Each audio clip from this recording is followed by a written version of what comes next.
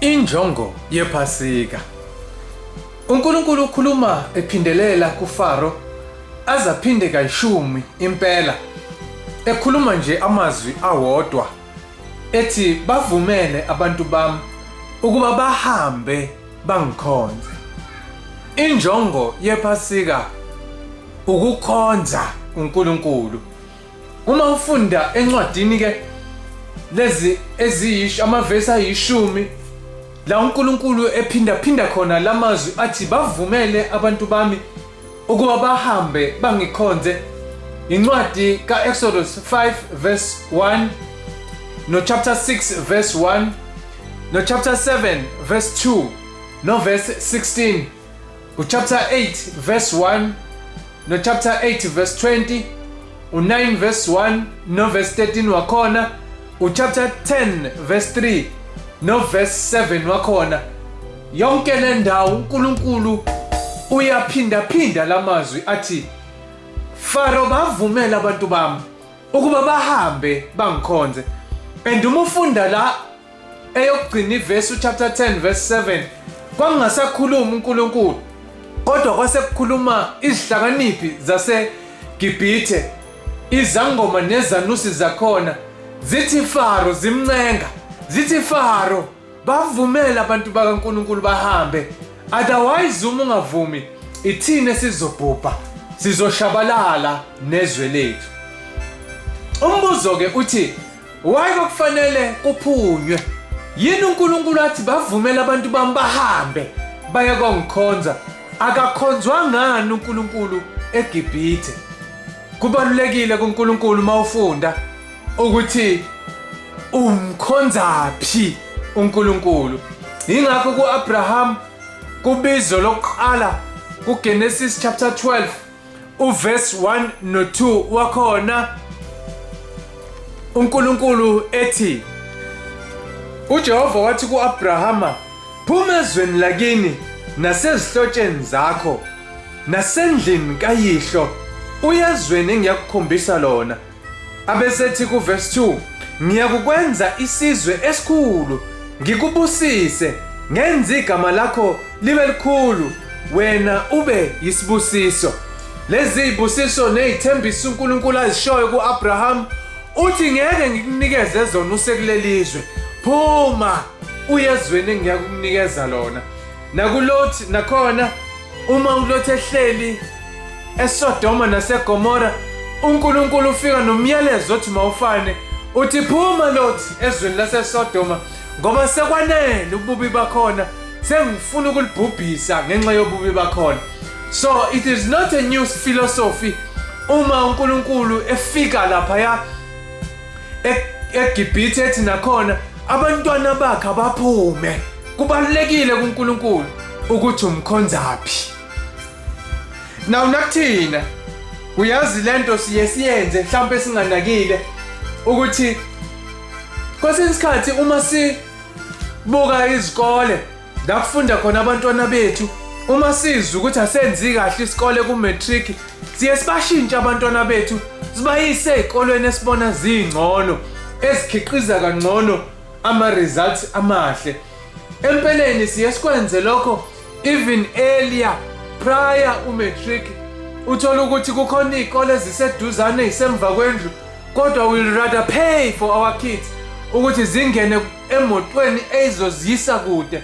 Abanye who can afford bayisusa ngisho ezikoleni zabamnyama bazise ezikoleni zabamhlophe la kukhona iclass no music, kukhona i-computer lab, la kukhona ama-swimming classes nezinye izinto ezisithathekisayo ezenza sibone imfundo yakhona ingcono uma siyiqhathanisa nemfundo esinayo.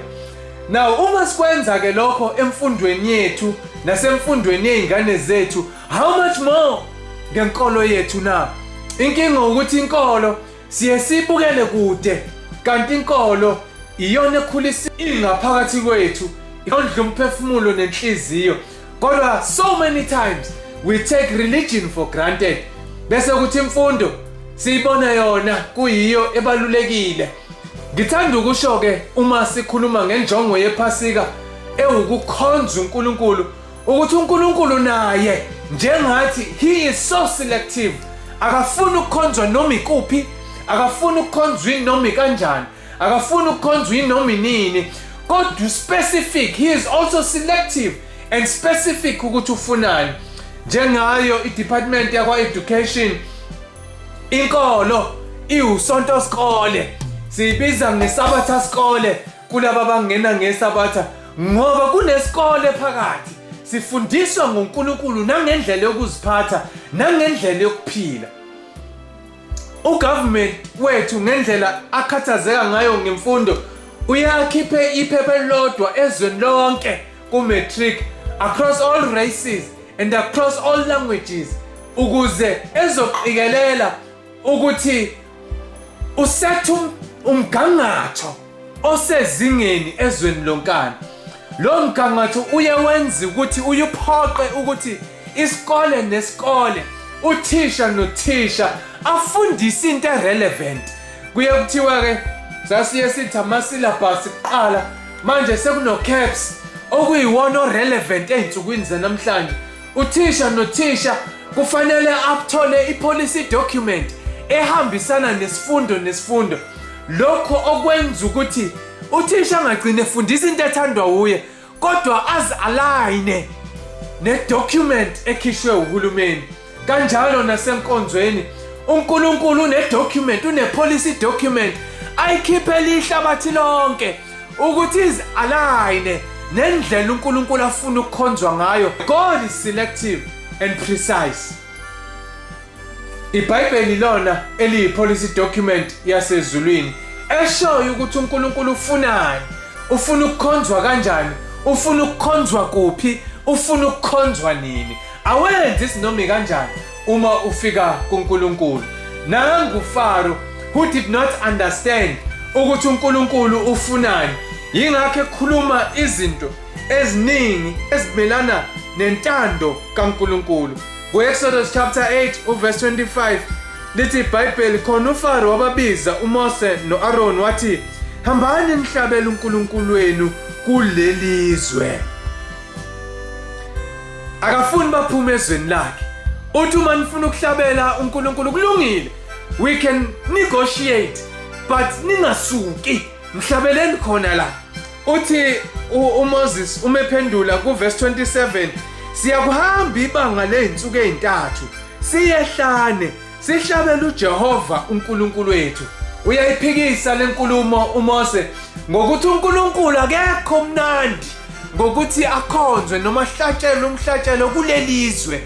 Kudingeka ukuthi siphume sihambe noma ibanga ley'nsuku ey'ntathu siqhele ey'thixweni zaseGibhithe, siqhele kude nawe Faro, andukuba simkhonze uNkulunkulu.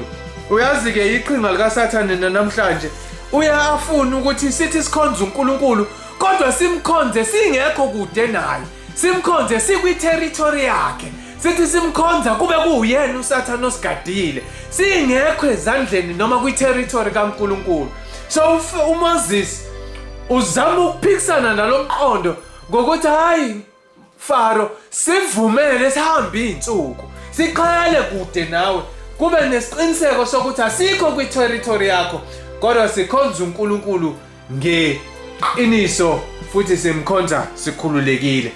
Iyaqhubeka le ngxoxo, uFaro ugcina enqaba futhi ukubadedela. Abese kuyiwa ku-Exodus 10 uverse 8 no-9 uthi uMose no-Aaron babuyiselwa futhi kuFaro wathi kubo, hambani nimkhonze uJehova uNkulunkulu wenu, kepha ngobani abaza kuhamba na? uFaro usabadedela kodwa usakhathazekile ukuthi obani kufanele bahambe. Abeselithi iBhayibheli uyayinikeza impendulo kuverse 9.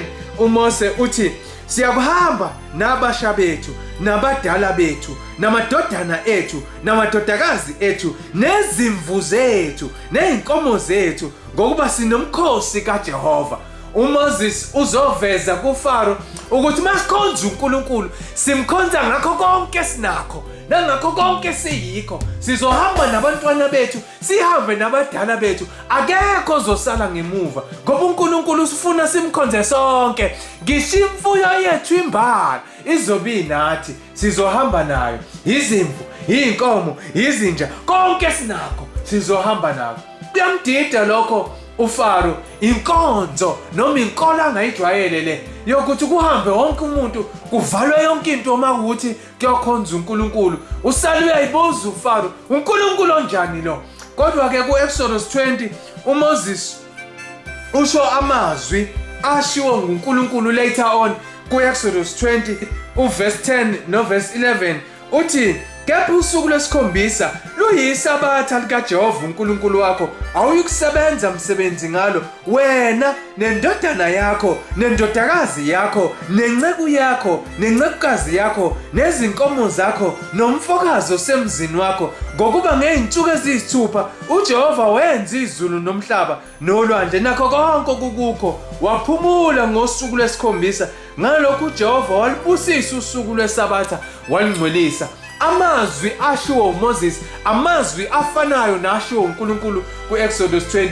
La ibuza uFaro ukuthi obani abazomkhonza uNkulunkulu, uzohamba nobani, yini ozoyishiya ngemuva? Uthi uMoses, uNkulunkulu esimkhonzayo ufuna ukuthi simkhonze ngokuphelele, sihambe nezingane zethu nabadala bethu, sihambe nemfuyo yethu, sihambe sonke. Ngamanye amazwi uthi uNkulunkulu uma esekhuluma ku-Exodus sekuyena okhulumayo uNkulunkulu. Uthi kufanele kuphumule yonke into manje ngikhonza, kuphumule itaxi yakho, kuphumule isitolo sakho, kuphumule imfuyo yakho, yonke into ayivalwe ukuze ngizothola i-undivided attention. uNkulunkulu umekhonzwa ufuna ukukhonzwa ngokupheleleyo. Kaningi-ke kule mihla esiphila kuyona ngoba sesibhizi kakhulu, uNkulunkulu siyambaza nje, asimkhonzi ngokuphelele, simshaya ngo-please call bese siyahamba, kuba u-30 minutes kube i-hour, uma ku-2 hours siyababaza ukuthi inkonzo idonsile namhlanje. Kodwa ngizothi kuwena namhlanje uNkulunkulu ufuna ukukhonzwa ngokuphelele, bese yonke into yakho ime iphumule, bese ukhonza uNkulunkulu ngengqondo ephelele. Ngizothi uma ubumfundi esikoleni ufika ubhaze nje ufunde i-hour elilodwa uhambe, abothisha bebezobiza abazali bakho bakudiscipline. Uma uwumsebenzi emsebenzini wenza leyo nto, ubhaza nje emsebenzini, ubuzobizwa udisciplinwe uze uholelwe ekuxoshweni, ngoba ngisho abelungu bethu nesikole sifuna 7 kuya ku-8 hours, kwezinye indawo kuhamba kuze kufika ku-12 hours, kuba u-6 to 6.